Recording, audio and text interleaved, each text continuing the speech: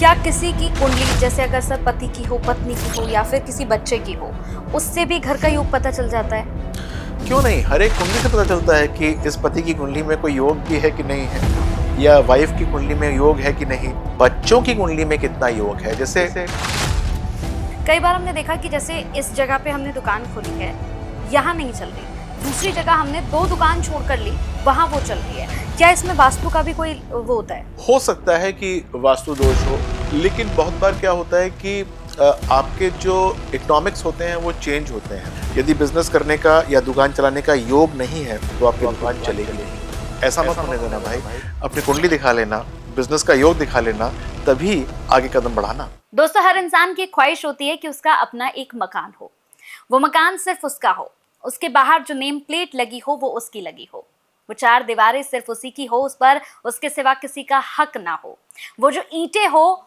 उसमें सिर्फ और सिर्फ बालू या फिर कोई मिट्टी ना हो, उसमें इमोशंस जुड़े हों। लेकिन क्या ये सपना हर किसी का पूरा होता है? क्या आपने ऐसा सपना देखा है, वो अभी तक पूरा नहीं हुआ या पूरा करना चाहते हैं? आज ऐसे ही बहुत सारे सवालों पर हम जवाब लेंगे अपने खास मेहमान से। आज का पॉडकास्ट बहुत ही खास होने जा रहा है, क्योंकि आज के पॉडकास्ट में हम ऐसे सवाल पूछने जा रहे हैं जो सिर्फ हमसे नहीं बल्कि आपसे भी जुड़े हुए हैं। तो चलिए फिर मिलकर अपने खास मेहमान का स्वागत करते हैं, आपसे भी मिलवाते हैं। वैसे तो किसी परिचय की मोहताज नहीं है, कई पॉडकास्ट में उनके साथ कर चुके हैं और हमेशा से मुझे इंतजार रहता है कि उनके साथ पॉडकास्ट हो, और आप लोगों की भी हमेशा से यही डिमांड रहती है कि उनके साथ मैं जल्द से जल्द पॉडकास्ट लेकर आऊं, ताकि आप तक बहुत सारी जरूरी बातें पहुंचा सके।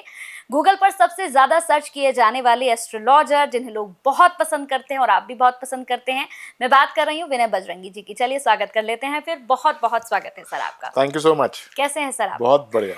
सर, आज सबसे पहले जैसे मैंने शुरुआत की कि हर इंसान का एक ख्वाब होता है कि उसका एक अपना खुद का मकान हो, वो ईंटें उसकी हो, घर के बाहर उसका नेम प्लेट हो। बिल्कुल वही सपना मेरा भी है। तो सबसे पहले मैं इसी से शुरुआत कर रही हूँ सर कि मेरा खुद का घर कब होगा? बहुत अच्छा क्वेश्चन है, लेकिन इसके लिए मुझे आपका हॉरोस्कोप चाहिए। ओके। तो लेकिन फिर भी मैं कुछ इंडिकेशन देना चाहता हूँ जी। कि घर, ड्वेलिंग यूनिट जिसके ऊपर हम अपना संसार बनाएं, अपना करियर, अपना स्वास्थ्य और स्पाउस यानी कि जीवन साथी, ज्योतिष विज्ञान में ये 4 सबसे इंपॉर्टेंट पिलर्स माने गए हैं और इसीलिए इन चारों को केंद्र का दर्जा प्राप्त है। फर्स्ट हाउस जो कि हेल्थ का होता है, 10th हाउस यानी कि जो करियर का होता है, 7th हाउस जो कि स्पाउस का होता है और 4th हाउस जो कि अपना मकान का होता है। तो ये सारे केंद्र हैं किसी भी हॉरोस्कोप के। तो जब हम से कोई ये पूछता है कि मेरी कुंडली कैसी है, तो इन चारों चीजों पे ही एकदम नजर जाती है कि first house, 4th house, 10th house और 7th हाउस कैसे होने वाले हैं। जितने ये बलिष्ठ होते हैं उतना ही हॉरोस्कोप को हम बहुत मतलब स्ट्रॉन्ग या फिर हम बहुत पॉजिटिव मानते हैं। जितने ही ये चीज नेगेटिव होते हैं उतना ही हम उसको हल्का मानना आरंभ कर देते हैं। तो यदि आपका हॉरोस्कोप बहुत पॉजिटिव है तो आपका 4th हाउस स्ट्रांग होना चाहिए, 7th हाउस स्ट्रांग होना चाहिए, स्पाउस का, करियर का स्ट्रांग होना चाहिए। तो करियर का मुझे स्ट्रांग लग रहा है, सेहत तुमसे तुम ठीक लगती हो, शादी अभी शायद तुम्हारी हुई नहीं है तो अभी उसको हम छोड़ देते हैं। तो बचा आप कौन सा, उसके बीच में एक अपना 4th हाउस का, तो तुम्हारा अपना मकान बनेगा लेकिन कुछ समय लगेगा। 2028-29 के आसपास तुम्हारा मकान बन जाएगा, जो कि तुम अपना कह सकती हो जिसको। तो कितनी अच्छी बात है ये। 2028-29 तक ना? ठीक है सर। तो सर बहुत सारे लोग हैं, कई कुंडलियां आपने भी देखी होंगी, बहुत सारे लोगों को मैंने भी देखा है जिनका हमेशा से ये कहना होता है कि बहुत लंबे समय से वो सपना देख रहे हैं कि मेरा खुद का घर होगा। कई बार कोशिश भी करी, टोकन मनी भी हम देकर आ गए, उन्होंने देखा, पसंद किया और उसके बाद टोकन मनी भी वो देकर आ गए, लेकिन फिर भी सर कहीं ना कहीं बात अटक रही है, मकान नहीं ले पा रहे, कई साल हो गए। ऐसा क्यों हो रहा है कि बनते बनते बात बिगड़ रही है मकान की? उनका 4th हाउस स्ट्रांग नहीं होगा। अच्छा। 4th हाउस के ऊपर कुछ ऐसी दृष्टियां होंगी जो कि खराब कर रही होंगी। अब जैसे कहते हैं ना हम कि फलाने की नजर लग गई, उसकी नजर लग गई, इसी तरीके से 4th हाउस के ऊपर किसी मैलेफिक प्लैनेट की नजर लगी हुई है जो कि या तो डिले कर रही है या फिर डिनायल कर रही है। तो यदि ऐसी कोई बात है और आपके हॉरोस्कोप किसी ने बताया है कि आपका 4th हाउस वीक है, तो ऐसा हो सकता है कि आपको मकान न मिले। और मकान का कारक कौन होता है? वो होता है मंगल, यानी कि मार्स। और कुंडली के अंदर यदि मार्स की पोजीशन ठीक नहीं है, वो एक नेगेटिव जगह पे बैठा हुआ है, तो फोर्थ हाउस का ये सिग्निफिकेशन जो है वो आपके लिए सबसे कम फलित होगा। आपने ये देखा होगा कि बहुत सारे लोग होते हैं जो कि मकान तो खरीदते हैं, बहुत सारे मकान खरीदते हैं, लेकिन अपने मकान में रहने का उनको सुख प्राप्त नहीं होता है। तो ऐसे लोगों का जो कारक होता है कुंडली के अंदर मंगल, वो ठीक तरीके से डिस्पोज नहीं होता, वो बैठा नहीं होता, तो वो इस प्रकार के सुख लेने नहीं देता है। लेकिन फिर भी आपको अपने हॉरोस्कोप का इवैल्यूएशन एक बार कराना चाहिए। देखना चाहिए कि आपका फोर्थ हाउस कितना स्ट्रांग है, विज टू विज द दशा दैट इज रनिंग। बहुत बार क्या होता है कि फोर्थ हाउस तो स्ट्रांग होता है, लेकिन आपकी दशाएं अनुकूल नहीं होती या प्रतिकूल होती हैं, या फिर ट्रांजिटिंग प्लैनेट्स ठीक नहीं होते हैं। तो लाख आपके पास पैसे पड़े हों, लाखों आपके पास योग पड़े हों, लेकिन अगर ऐसा नहीं हो रहा होगा तो आपको मकान नहीं मिल रहा होगा। बहुत सारे आपने ऐसे भी लोग देखे होंगे जो कि घूमने गए, जैसे कि सब्जी लेने गए और मकान खरीद लाए, यानी कि वो बैठे किसी के साथ और उनकी डील स्ट्राइक हो गई और खरीद लाए। उनके केस के अंदर जो फोर्थ हाउस है वो एक्सट्रीमली स्ट्रांग होता है, यानी कि जब भी वो ऐसा सोचते हैं, ख्याल करते हैं कि हमको मकान खरीदना है या कोई भूमि का टुकड़ा खरीदना है, तो वो तुरंत ही उसको खरीद पाते हैं। तो आप सब लोग जो कि मकान को एक ऑब्जेक्ट के रूप में समझते हैं, एक ट्रॉफी के रूप में समझते हैं, और अभी तक आपका हुआ नहीं है, तो आपको ये ज़रूर देखना चाहिए कि आपकी कुंडली में वो योग कैसा है और उसके ऊपर दृष्टि कौन-कौन सी पड़ रही है। एक बड़ा इंटरेस्टिंग सा सवाल है सर, जो मैंने अक्सर देखा है प्रैक्टिकली। मैंने देखा है कि सर बहुत से ऐसे लोग होते हैं जिनके पास मकान तो होता है, अपना घर है और अच्छा खासा घर है, मतलब कोठी है उनकी, लेकिन फिर भी वो उस कोठी को किराए पे चढ़ाकर और खुद किराए पे रह रहे हैं, मतलब अपने मकान का सुख फिर भी नहीं है, मतलब किराए पे रह रहे हैं वो, उसमें वो खुश हैं। तो ऐसा क्यों होता है कि सब कुछ होने के बाद भी अपने मकान में रहने का सुख नहीं मिल पा रहा है?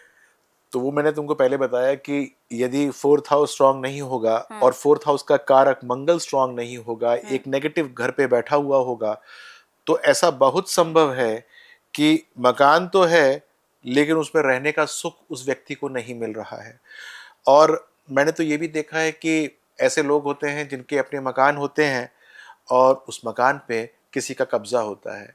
मान लीजिए कि वो कहीं और पोस्टेड थे, उन्होंने वो मकान किसी को किराए पे दे दिया, उस किराएदार ने कुछ चालाकी दिखाई और उसके ऊपर कब्जा कर लिया। अब वो जो महाशय हैं वो आए वापस, वो कोशिश कर रहे हैं किसी प्रकार से वो मकान मिल जाए। कोर्ट केस भी हो गए, चक्कर काटे जा रहे हैं, लेकिन वो जो एक पॉजिटिविटी मिलनी चाहिए अपने मकान की, वो नहीं मिल रही है। तो आपको अपने हॉरोस्कोप को ज़रूर एक बार उसको इवैल्यूएट कराना चाहिए, देखना चाहिए कि मकान का वो कौन सा पेच है जो कि अभी खुलना रह गया है, ताकि आपका मकान आ जाए और आपको उससे सुख मिलना शुरू हो जाए। बहुत सीधी सी बात सर, जैसे हमने बहुत बार देखा है कि लोग जो हैं किराए के मकान में ही रहते हैं, मतलब अपने मकान का सुख नहीं मिल पाता है, सारी जिंदगी किराए के मकान में ही वो निकाल देते हैं। तो क्या ऐसा, जैसे आपने कहा कि फोर्थ हाउस जो है वो आपका स्ट्रांग होना चाहिए, अगर फोर्थ हाउस आपका स्ट्रांग नहीं है तो आपको मकान का सुख नहीं मिलेगा। तो जो लोग किराए के मकान में रह रहे हैं, क्या सिर्फ एक यही कारण है कि फोर्थ हाउस आपका नहीं है, या इसके अलावा भी कोई और कारण हो सकता है? फोर्थ हाउस एक सिग्निफिकेशन है जो कि अगर स्ट्रांग नहीं है तो अपना मकान होना थोड़ा सा मुश्किल रहता है। लेकिन सिर्फ यही सिग्निफिकेशन नहीं है, जैसे मैंने बताया कि मंगल जो कि कारक होता है आपके मकान का, उसके बाद क्वालिटी ऑफ मकान वो वीनस और मंगल से देखा जाता है कि आपका मकान कितना सुंदर होगा। फिर उसके अंदर मरकरी से देखा जाता है कि आप उसके अंदर कितनी देर रह पाएंगे या नहीं रह पाएंगे। जुपिटर जो कि फोर्थ हाउस का उसका अटैचमेंट ये दिखाता है कि आपके अड़ोसी पड़ोसी आपके सहायक भी होंगे कि नहीं होंगे। अब मान लीजिए कि उसके ऊपर एक कुदृष्टि पड़ गई है शनि की या राहु की या केतु की, एक नेगेटिव इमेज पड़ गई है, तो वो ये दिखाते हैं कि आप अपने मकान में रह सकते हैं कि नहीं रह सकते हैं, या फिर आपको जीवन भर नितांत रूप से जो है वो आपको किराए पे ही रहना पड़ेगा। यहाँ पर मैं एक बात और एक्सप्लेन करना चाहता हूँ कि बहुत सारे योग पलटे जा सकते हैं। पलटे का मतलब यह है कि ऐसा भी हो सकता है कि आपकी कुंडली के अंदर योग प्रगाढ़ ना हो, यानी मजबूत ना हो, तो उसको मजबूती प्रदान की जा सकती है। मान लीजिए कि मकान खरीदने का योग है 25%, यानी 70-75% नहीं है, लेकिन फिर भी उस 25 को इतना बड़ा बनाया जा सकता है कि वो मकान खरीदने के लिए एक पॉजिटिव योग के अंदर कन्वर्ट हो जाए। देखना क्या पड़ता है कि दशा कौन सी चल रही है, देखना क्या पड़ता है कि ट्रांजिट क्या चल रहा है। और बहुत बार क्या होता है कि आपका स्पाउस इसमें काम कर देता है। यानी कि आपकी कुंडली में हो सकता है कि योग थोड़े से कम हो, तो देखेंगे ना आपके हम स्पाउस की कुंडली को कि उसके अंदर कितने बड़े योग हैं, तो वहां से कुछ ना कुछ निकाल के लाएंगे ताकि आपके योग और उसके योग मिला के एक अच्छा बलिष्ठ बलवान योग बना दें। तो यदि मकान नहीं हुआ है, या फिर आप उसमें रह नहीं पा रहे हैं, या फिर ऐसा हो सकता है कि पैसे दे रखे हैं लेकिन पोजीशन नहीं मिल रहा है, या फिर ऐसा हो सकता है कि आपने मकान के कुछ पैसे दिए और पूरा का पूरा प्रोजेक्ट जो है वो एनसीएलटी में चला गया है।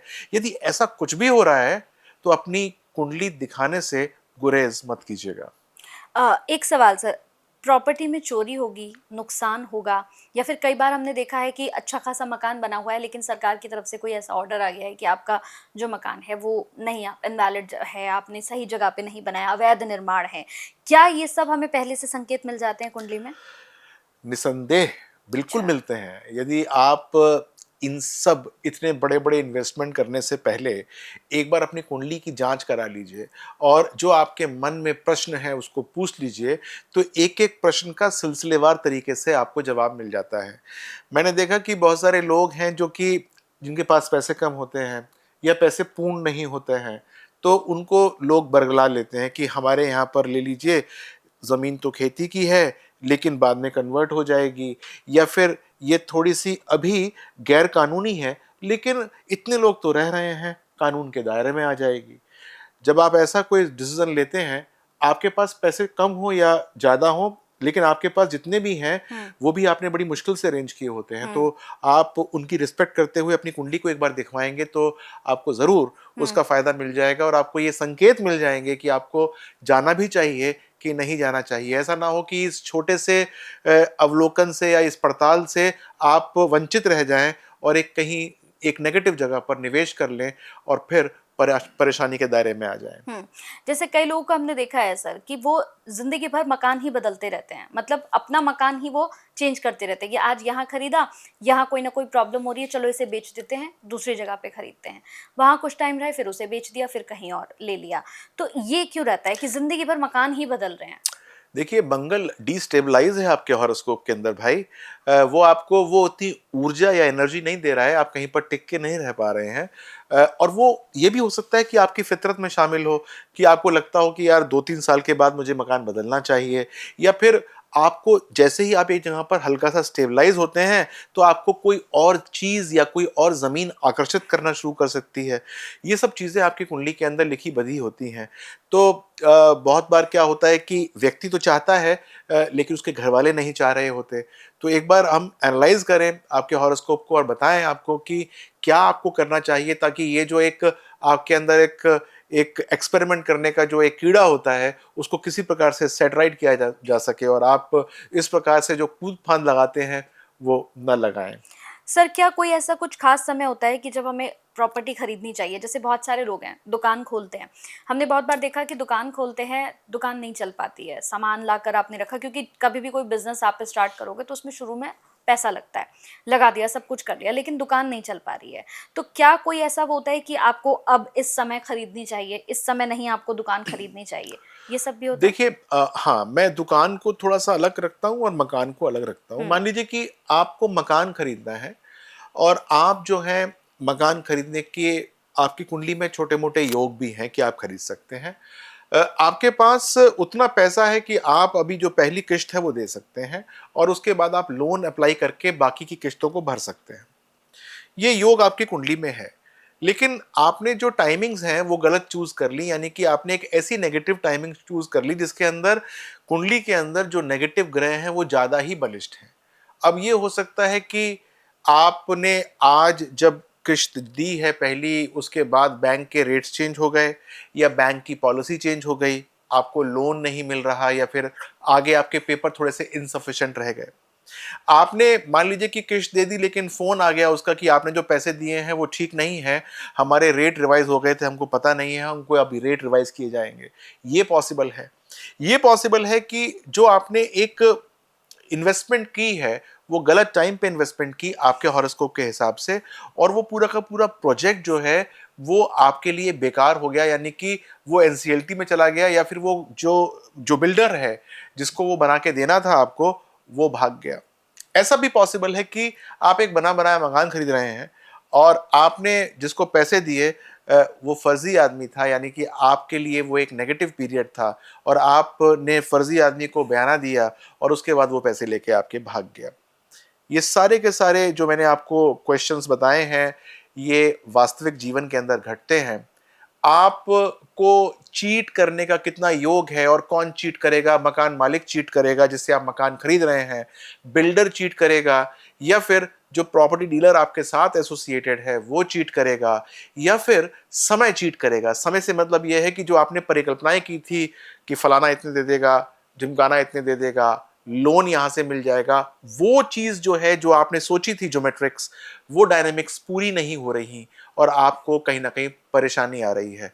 तो जब कभी मकान खरीद रहे हो और आपको अपने ऊपर कॉन्फिडेंस ना हो, या आप डर रहे हो कि कहीं ऐसा तो नहीं कि ऐसा हो जाएगा या वैसा हो जाएगा, तो एक बार कुंडली दिखाकर इन सब चीजों के ऊपर से पर्दा उठवा लीजिए, ताकि आपको ये कॉन्फिडेंस हो जाए कि जो मैं डील करने जा रहा हूं वो करनी भी चाहिए कि नहीं करनी चाहिए। सर आपने भी कहा कि मैं मकान को और दुकान को अलग अलग रखता हूँ, जी। ऐसा क्यों कि मकान और दुकान अलग अलग? हाँ, तो वो बात तो रह गई, आपने अच्छा याद दिलाया। हम्म दुकान जो है वो बिजनेस का एक सिस्टम होता है, हम्म मकान जो है वो आपका फोर्थ हाउस से कन्वर्ट होता है, हम्म और दुकान आपका बिजनेस है वो सेवेंथ हाउस से होता है।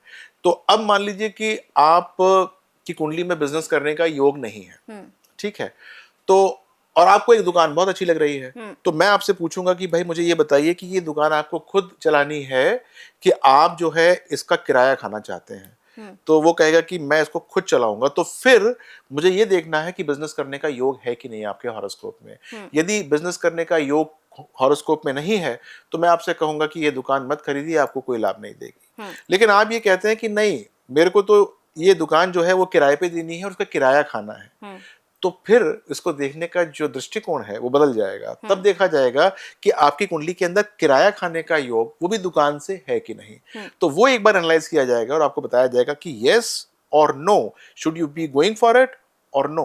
हम्म। तो यानी दुकान आप बिल्कुल ही अलग उससे देखते हैं, मतलब जी। सेवेंथ हाउस से बिल्कुल ही डिफरेंट हो गया। जी। कई बार जैसे हमने देखा सर कि लोगों की, जैसे मैंने कहा कि दुकान खोली नहीं चली, कई बार हमने देखा कि जैसे इस जगह पे हमने दुकान खोली है, यहाँ नहीं चल रही, दूसरी जगह हमने दो दुकान छोड़ कर ली, वहां वो चल रही है। क्या इसमें वास्तु का भी कोई वो होता है? हो सकता है कि वास्तु दोष हो, हम्म लेकिन बहुत बार क्या होता है कि आपके जो इकोनॉमिक्स होते हैं वो चेंज होते हैं। हम्म मान लीजिए कि आपने जो दुकान ली है उसका 100 रुपए किराया है महीने का, हम्म और आप उस 100 रुपए को किसी भी तरीके से अफोर्ड नहीं कर पा रहे हैं, हम्म और मान लीजिए कि आपने जो है वो ही 100 रुपए की दुकान आपने दो दुकान छोड़ के या पांच दुकान छोड़ के या छोटी सी गली के अंदर ले ली जिसका किराया 30 रुपए रह गया, तो अब हम्म आपके पास 70 रुपए तो वहां बच रहे हैं। हम्म। तो आपको अब प्रॉफिट पे आने के लिए ज्यादा पैसे या ज्यादा मेहनत करने की जरूरत नहीं है, या हम्म उतनी मेहनत करने की जरूरत नहीं है। तो लेकिन इससे पहले भी मैं आपको इतना बताना चाहूंगा कि पहले कुंडली के अंदर योग होना चाहिए बिजनेस करने का। हम्म यदि बिजनेस करने का या दुकान चलाने का योग नहीं है तो आप लाख कोशिश कर लीजिए, चाहे किसी बहुत अच्छे मॉल में खोल लीजिए या किसी बहुत अच्छी जगह खोल लीजिए या हल्की जगह पे चले जाइए, यदि योग नहीं है तो आपकी दुकान चलेगी नहीं। इसका प्रैक्टिकल उदाहरण, मतलब मैं यहाँ आपसे पूछना चाहूंगी कि जैसे हमने बहुत मॉल में देखा है, मैं कई मॉल में जाती हूँ तो वहाँ देखा है कि कई बड़ी अच्छी अच्छी दुकानें हैं, बुटीक हैं बहुत अच्छे अच्छे बड़े बड़े, लेकिन वहाँ कस्टमर्स नहीं है, लोग नहीं है। तो इसका मतलब फिर यही माने कि बिजनेस का योग नहीं था, लेकिन फिर भी दुकान खोल लिया उन्होंने। हाँ, तो बहुत बार क्या होता है कि लोगों के अंदर एनर्जी होती है, हम्म लोगों के अंदर एक्साइटमेंट होती है कि हम ये कर देंगे या हम्म वो कर देंगे, और उसके चलते कुंडली तो दिखाना तो बहुत बाद में आता है जब चलती नहीं है। उससे पहले तो उनको लगता है कि कहाँ खोलूँ, कैसे खोलूँ, कहाँ से लोन मिलेगा, और बिजनेस करना शुरू करने की चेष्टा करते हैं। तो आप किसी भी मॉल में चले जाइए और वहाँ देखिए कि जितनी भी नई नई दुकानें आती हैं, यदि वो स्टैब्लिश चेन नहीं है तो 80-90% पहले साल के अंदर बंद हो बंद हो जाती हैं, जाती है। अच्छा अच्छा लॉस कमाने के बाद। हम्म तो ऐसा मत होने देना भाई, अपनी कुंडली दिखा लेना, बिजनेस का योग दिखा लेना, तभी आगे कदम बढ़ाना। हम्म। कुछ लोगों को सर प्रॉपर्टी जल्दी मिल जाती है, कई लोगों को हमने देखा है कि प्रॉपर्टी उनको बहुत जल्दी मिल जाती है, कुछ लोग होते हैं बहुत लंबा संघर्ष करते हैं उसके बाद प्रॉपर्टी मिलती है। लेकिन इसमें सवाल ये है सर, हमने बहुत लोगों को देखा है, जैसे कोई घर है उसमें कई भाइयों का लेना देना है, 3-4 भाई हैं, सब कुछ सही चल रहा है, लास्ट में जब बुढ़ापे के बिल्कुल दहलीज पे पहुंच गए तब बाकी लोग हिस्सा लेने के लिए आ गए। तो क्या ये भी हम कुंडली से पता लगा सकते हैं कि इस मकान के आपको हिस्से करने पड़ेंगे फ्यूचर में? देखिए, ये ना एक हेरिडिटी क्वेश्चन है कि आपको जो है वो क्या मिल रहा है पुश्तैनी। और ये 8th हाउस से देखते हैं और 4th हाउस से देखते हैं कि आपको वास्तव में क्या मिल रहा है अपने परिवार से, और उसमें आपको क्या सौगात मिलने वाली है, वो आप लाभ भी लेने वाले हैं कि नहीं। बहुत लोग जो है वो अपने घर के ऊपर दावा कर देते हैं, भाइयों पे दावा कर देते हैं कि मुझे ये चाहिए, मुझे वो चाहिए, या भाई आपस में लड़ भिड़ते हैं। और अब आजकल तो बहनें भी टूट गई हैं बीच में आकर, तो वो भी आ जाती हैं, कहती हैं मुझको भी अपना हिस्सा चाहिए भैया। तो आपस में जो है उनकी खींचातान हो जाती है। जो सबल होते हैं उनका पॉइंट ऑफ व्यू बिल्कुल डिफरेंट होता है, जो थोड़े से निर्बल होते हैं उनका पॉइंट ऑफ व्यू डिफरेंट होता है, जो बहनें होती हैं जो पराये घर की होती हैं उनका पॉइंट ऑफ व्यू बिल्कुल डिफरेंट होता है। तो कुंडली के अंदर आपको कितनी प्रॉपर्टी मिलनी है पुश्तैनी, ये लिखा होता है। अच्छा। आपको 5% मिलनी है या पूरा हिस्सा मिलना है या कुछ नहीं मिलना है, ये भी लिखा होता है। मैंने देखा कि अक्सर जो लोग 50-55 साल के हो जाते हैं और कुछ नहीं कर पाते हैं या नहीं करते हैं या कहीं ना कहीं फेलियर होते हैं, तो वो सोचते हैं कि हम अपनी पुश्तैनी प्रॉपर्टी को बेचकर कुछ पैसे करेंगे और उससे अपना शोरूम खोलेंगे या फिर हम दुकान चलाएंगे।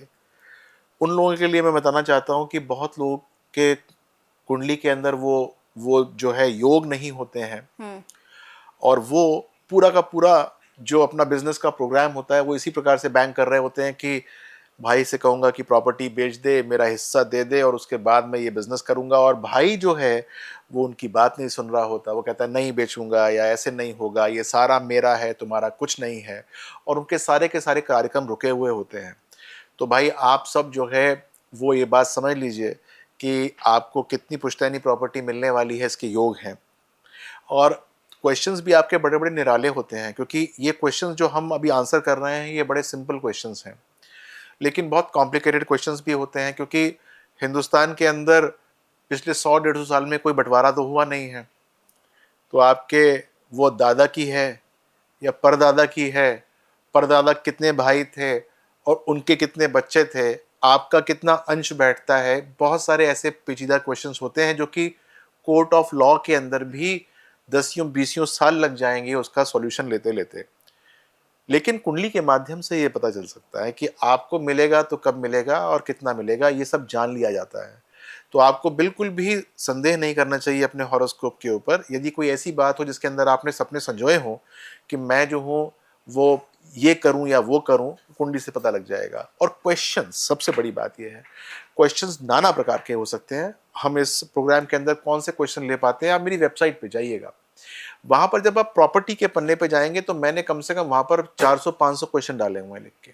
वो आपको मैंने बताया है कि किस किस प्रकार के आप जो है क्वेश्चंस जान सकते हैं, उसके आंसर्स आपके हॉरोस्कोप से। हो सकता है कि उसमें से 2, 4, 5, 10 क्वेश्चंस आपके हों और वो इस पॉडकास्ट के जरिए आप तक पहुंच ना रहे हों, लेकिन वेबसाइट पे जाकर आपको सब पता चल जाएगा कि कौन कौन से क्वेश्चंस किस किस तरीके से आंसर हो सकते हैं। जैसे अभी मैंने कोई मकान खरीदा सर, उसके अंदर जाने के बाद अशांति, नुकसान या फिर कोई ऐसी कि अकाल मृत्यु, कई बार हमने देखा है कि कोई प्रॉपर्टी हम खरीदते हैं, वहाँ पर जाकर हमने रहना शुरू किया और अचानक से हमारे घर में कुछ ना कुछ हो रहा है, कभी कोई नुकसान हो रहा है या किसी की अकाल मृत्यु हो गई है। क्या ये सब अगर मैं कुंडली लेकर आपके पास पहुँचती हूँ तो आप मुझे देखकर बता सकते हैं?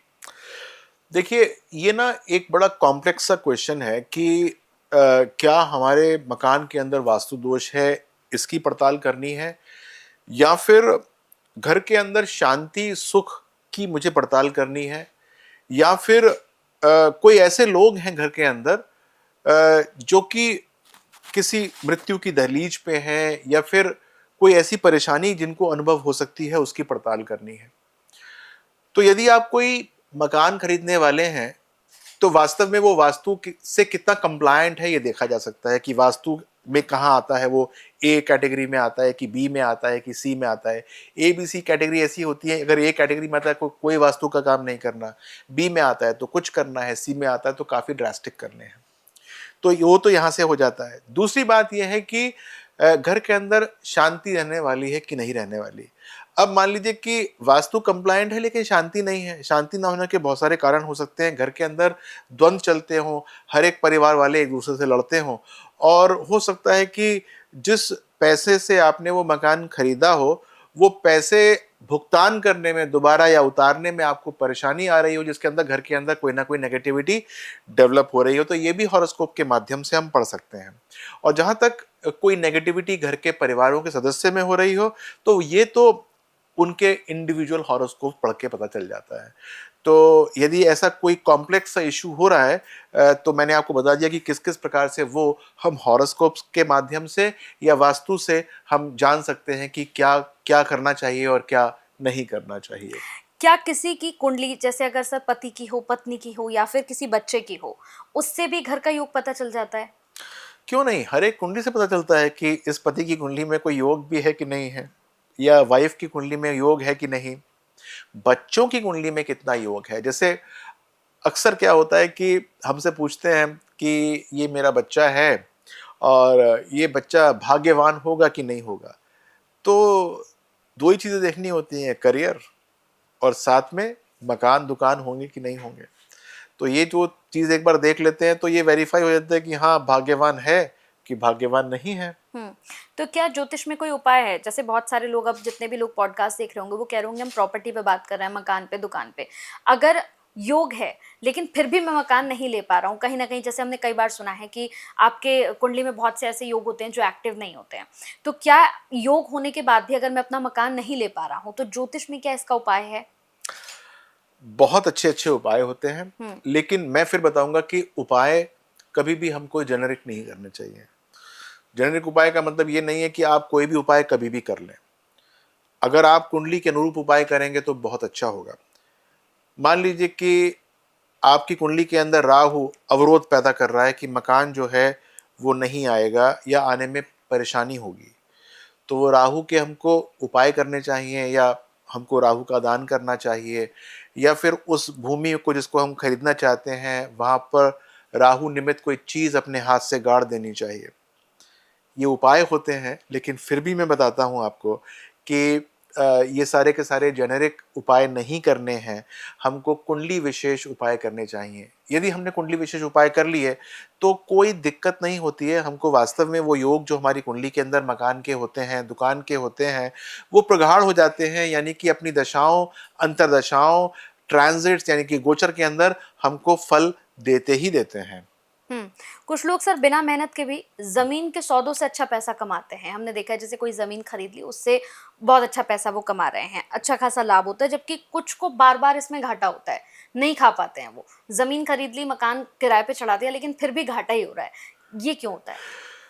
भाई उसको जमीन से प्रॉफिट के योग हैं हॉरोस्कोप के अंदर, और अच्छा। आप ये कैसे कह सकती हैं कि बिना मेहनत के कोई आदमी जमीन से पैसे कमा रहा है, तो उसका मतलब क्या, वो उसने अपनी बुद्धि लगाई है पूरी की पूरी कि फलानी जगह पर मैं कुछ जमीन खरीद लेता हूँ, फिर कुछ समय के बाद मैं उसको बेच दूंगा तो मुझे इतना प्रॉफिट मिलेगा। तो उसके अंदर पूरा उसने एनालाइज किया होता है, उसने पूरे के पूरे क्षेत्र को पढ़ा हुआ होता है कि मैं को कहाँ करना चाहिए, कहाँ नहीं करना चाहिए। और बहुत सारे लोग होते हैं जो कि ये देखते हैं कि यार ये तो फ्री फंड में पैसे कमा रहा है, ये जहां पैसे डालता है उसको ऐसे ही पैसे मिल जाते हैं, तो क्यों ना हम करें। वो बिना बुद्धि के काम करना शुरू कर देते हैं, यानी कि उन्होंने अपने इस पूरे प्रोसेस के अंदर ज्ञान का एलिमेंट नहीं लगाया होता। कुंडली के अंदर नुकसान के योग वैसे ही हैं, तो वो जैसे ही कहीं ना कहीं अप्लाई करते हैं या खरीदने की चेष्टा करते हैं तो उनको नुकसान हो जाता है। तो you have to have a combination of positive yoga, positive mindset, and then a combination of Guru and Mercury in the horoscope, and if you have that, तो फिर मकान से प्रॉफिट या फिर प्रॉपर्टी से प्रॉफिट कमाने में आपको कोई रोक नहीं सकता। सर एक सवाल है मेरा, मैंने कई ऐसे लोगों को देखा है, मेरे नोन में भी हैं, जो कुछ नहीं करते हैं, बैठे रहते हैं, उनके पिताजी ने किया है, उनके दादाजी ने किया है। लेकिन कहते हैं ना कि सर कोई भी अगर काम होता है तो हमें उसे बढ़ाएंगे तभी हमें कुछ मिलेगा। छोटा सा बिजनेस भी होगा, अगर उसे बढ़ाएंगे तो हमें मिलेगा।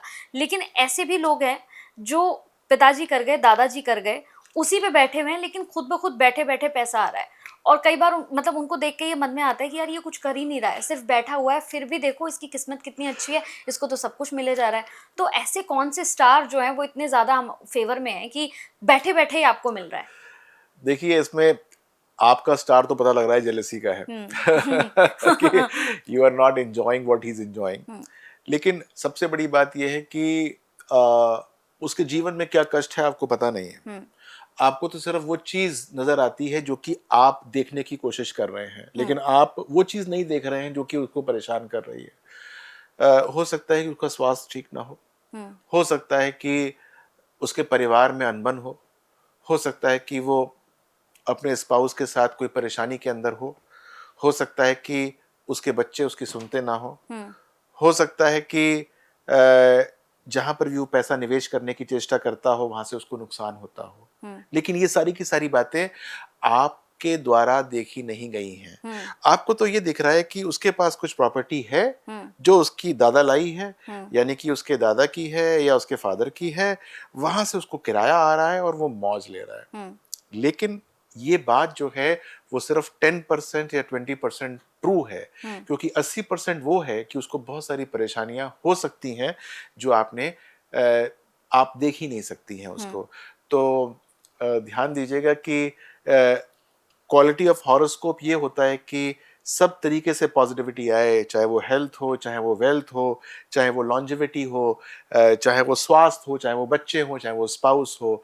इन सब क्वार्टर्स के अंदर यदि पॉजिटिविटी होगी तभी वो हेल्दी हॉरोस्कोप माना जाता है।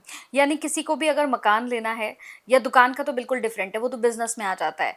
किसी को भी मकान लेना है तो उससे पहले कुंडली अपनी दिखानी ही चाहिए। और एक समय भी मुझे लगता है बहुत इंपॉर्टेंट है कि किस समय आपको मकान लेना चाहिए। कंचन, मैं तुमको एक बात बताता हूँ कि दिखाओ ना दिखाओ, लेकिन बहुत बार क्या होता है कि जो क्वेश्चन है वो ये है कि आप मकान लेने की चेष्टा कर रहे हैं, मकान आ नहीं रहा।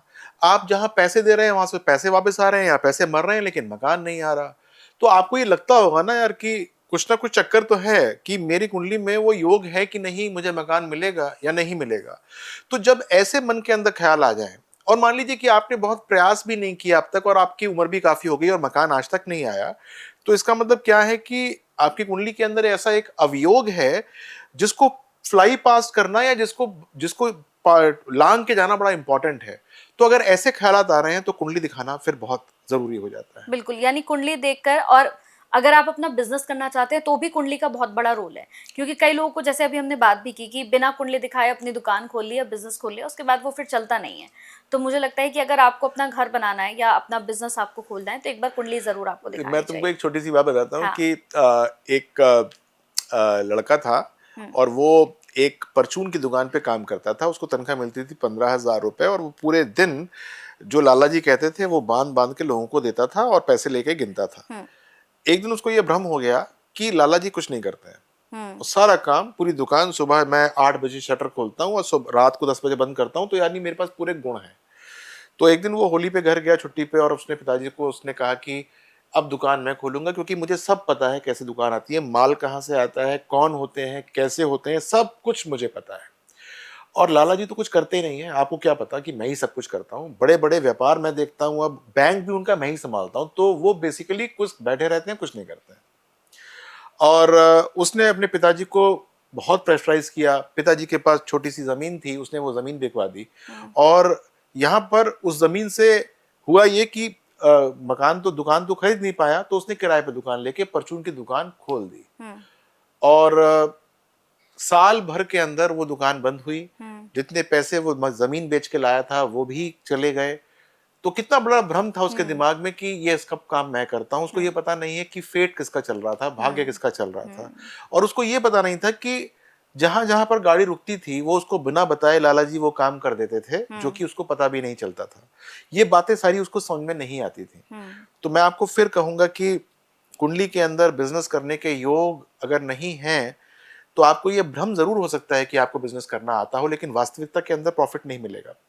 और यदि भ्रम आ गया तो समझ लीजिए कि नुकसान निश्चित है, क्योंकि आपको तो भ्रम आया हुआ है कि आप तो समझ लो कुछ भी हो और आप बहुत अच्छा काम कर सकते हो और अब तक आप ही कर रहे थे, लेकिन वो एक भाग्य ऐसी पटकनी देगा कि वो परेशान कर देगा। वो लड़का जिसकी मैं बात कर रहा हूँ, उसकी आप समझ लीजिए कि फादर की प्रॉपर्टी चली गई, फादर जहां से कुछ छोटा मोटा काम करते थे वो चला गया, वो खुद लाला जी बन गए 1 साल के लिए, अब दोबारा किसी के लिए काम करना उनके लिए एक बड़ा परेशानी का कारण बन गया।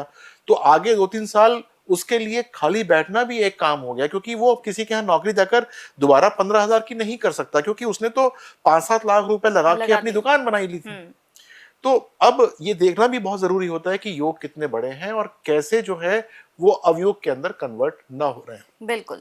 तो अगर आप भी अपना मकान खरीदना चाहते हैं या फिर अपने दुकान की ख्वाहिश रखते हैं तो विनय बजरंगी जी से ज़रूर मिलिएगा, अपनी कुंडली दिखाइएगा और उसके बाद ही इस दिशा में कोई कदम बढ़ाइएगा, क्योंकि इस पूरे पॉडकास्ट में हमने यही बताया कि आपकी कुंडली बहुत बड़ा रोल अदा करती है। बहुत-बहुत शुक्रिया सर आपका। बहुत-बहुत thank you. Thank you so much. Thank you. Thank you.